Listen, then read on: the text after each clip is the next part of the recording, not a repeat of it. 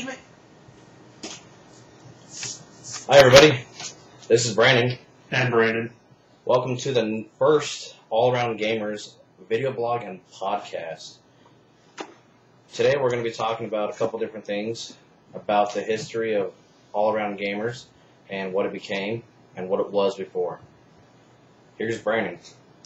Okay, so basically All Around Gamers is me and his brainchild about just kind of everybody wanting to play video games. There's two different groups that we've merged from.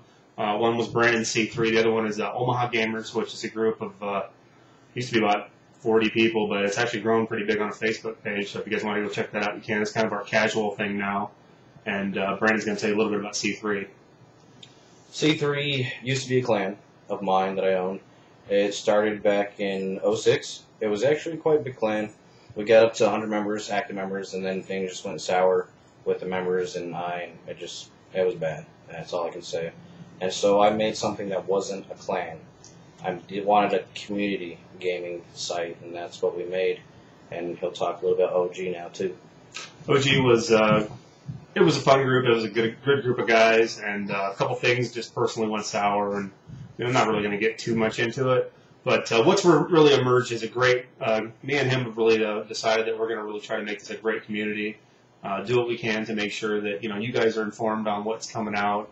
We'll talk a little bit here about E3, don't know if everyone knew or what happened, or, me and Brandon I met him through Craigslist actually, but was going to buy a controller from him, and then I didn't have the money because it's a long story. But we just kept in touch over the year, and good friends, and I think this is actually going to work out pretty well. Right. Now let's go on to E3. Oh, where to get started? It was up and down for me. What were your ups? The new Wii console, except for the actual conference, it kind of disappointed me when they didn't talk about the console itself. But at least Can't Be Dunaway wasn't there. True. But I did like how they introduced Zelda. That was awesome. How they are remaking all the Zeldas and making more. Because Nintendo wants your money for Zelda. Yes. That's the only thing they're making all money off, supposedly. When was the last time, I'll throw it out there, when was the last time Nintendo made an original property after Pokemon? Ooh. Yeah, no. Stepped on some of the Nintendo people's toes. Sorry. Bad. For me, Nintendo's press conference was really good compared to a couple years ago. They did show some really cool stuff with the Wii U, probably the second worst name for technology since the iPod or the iPad. For me, it was really neat to see that, like I have a daughter, Brandon has kids, and for somebody like me or him to want to play our Xbox and you can leave the Wii U on and your kid can pick up the tablet and play the game that they were currently playing with the full TV screen. I mean, that was really neat. It was. But the Wii U looks like the 360 and the original Wii got together and had a kid.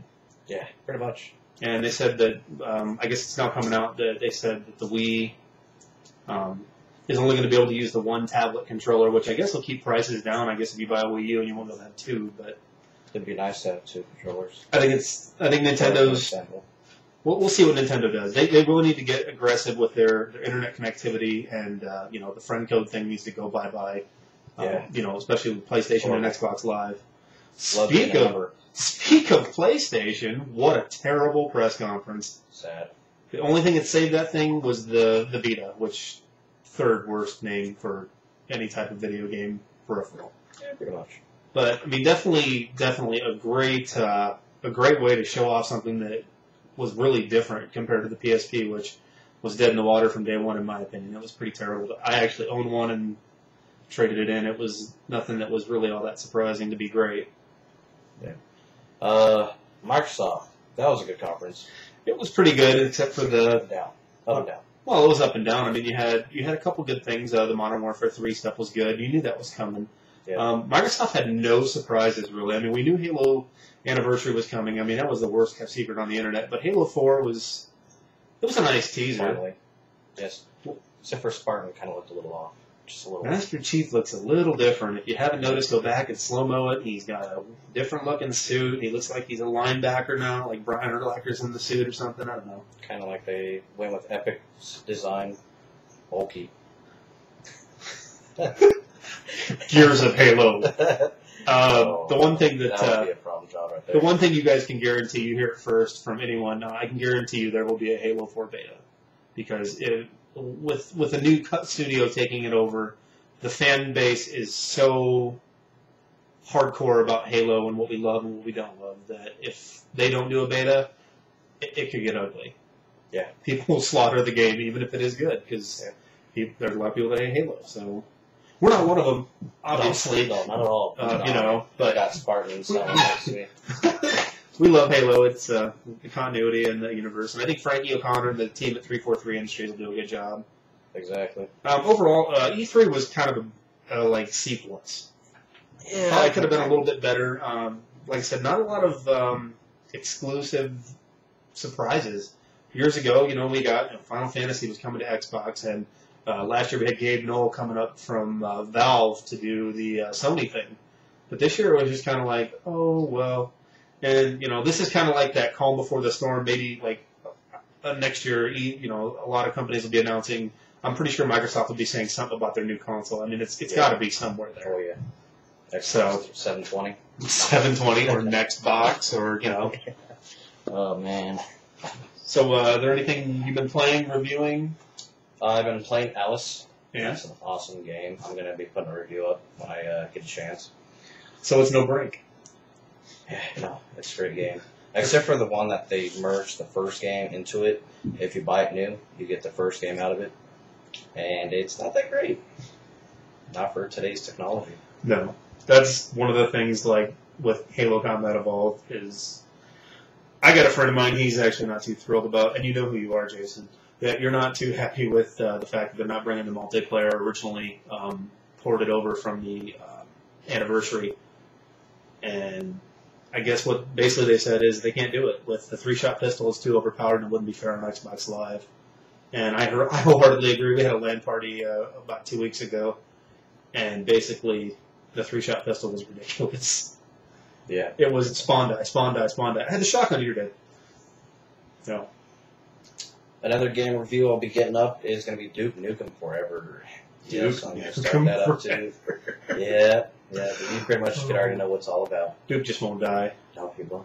Duke is terrible. Yes. Is the game that bad? I don't know yet. We'll find out. That's right. You just checked it out. That's right. Yeah. We'll have to wait and see if Duke Nukem was worth the 13-year-plus wait, something like that. I think it was actually like 17 years. Yeah, that was pretty. It's been long. It's been too long. That's basically it.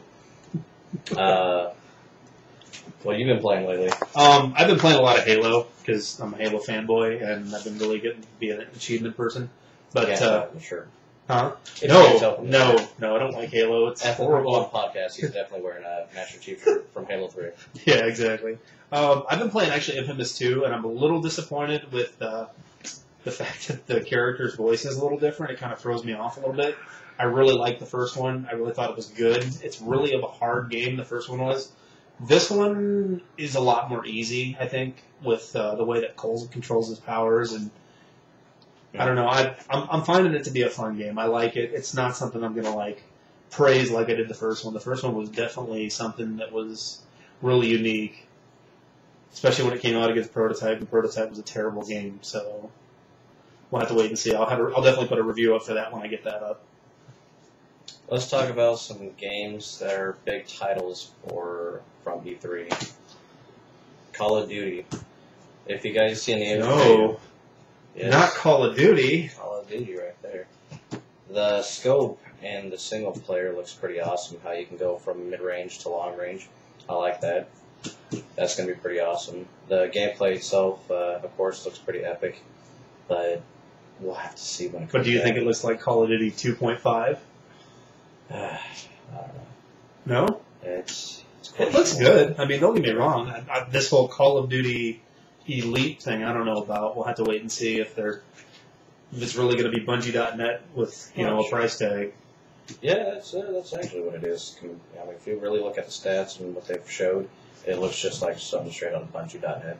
Unfortunately, sorry, but it does. Another game, Battlefield 3, amazing. Battlefield 3 looks freaking awesome. 17-minute video online. Oh, that trailer looks beautiful. The gameplay. That's not even a trailer. It's just gameplay. Oh yeah. They're showing a lot of new things that I can't wait for, like actual your HUD moving while you're running. That's pretty epic. Make you feel like you're actually running. That's going to be pretty cool. Then the Destruction 3.0. You are receiving a telephone call. Gladys, Hey, be getting a quiet. call. Hey. Gladys, be quiet. Call it back. I might as well just say, ate mine too. All right. So we don't get nothing. There we go. I think Microsoft definitely showed off more of what the like titles as far as like multi-platform titles. They showed off more than PlayStation or Nintendo did. True. Battlefield looked really good.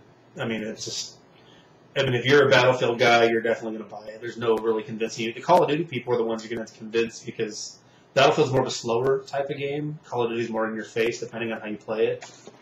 But I think Battlefield will come out on top if this Call of Duty Elite thing goes stupid. The rumor going around right now with Call of Duty Elite is that it's going to require you to buy it to get the DLC. If that's true, then they will have killed Call of Duty because people don't have a lot of money to shell out extra money for, some subscription that they're not even going to use. I mean, yeah, the hardcore clan guys, they're going to buy it because, they're going to buy into it and go, okay, well, I spawned here and I died here and then I died here and I did this and this guy had a weapon and it's like, okay, that's cool. You guys can do that. We've been doing that with Halo since Halo 2. Yep. For free. Bungie.net has always been free. So, let's see, what was... Tom Clancy's Ghost Recon. Okay, Ghost Recon looks really awesome if you have a Kinect because you can basically rip your gun apart, and the guy in the demo said something along the lines of gas chamber, and he customized the gas chamber in his gun. That was awesome. If that is something that's legit, that looks pretty amazing. And using the Kinect with no controller. Yeah. Now they're showing actually how you reload by throwing your arm up. Oh, no, I'm sorry. No. To zoom in was throw your arm up. Yep. So reload was actually like you're reloading by taking your right arm, throwing it down, and then bringing it back up, and then that reloads. Shotgun style, baby. And let's see, the overall, I mean, it was just epic how they showed that, how they're going to use that. And how to shoot was just by pulling your hand out and then just putting it back into a fist. That was awesome. I like that effect. I was wondering how they're going to integrate the finger because Kinect isn't that good yet to catch your fingers. It'll get there. Eventually. What did you think of Tomb Raider? I mean, I haven't been interested in Tomb Raider since I was like 13. Oh, that's from the game. I'm sorry.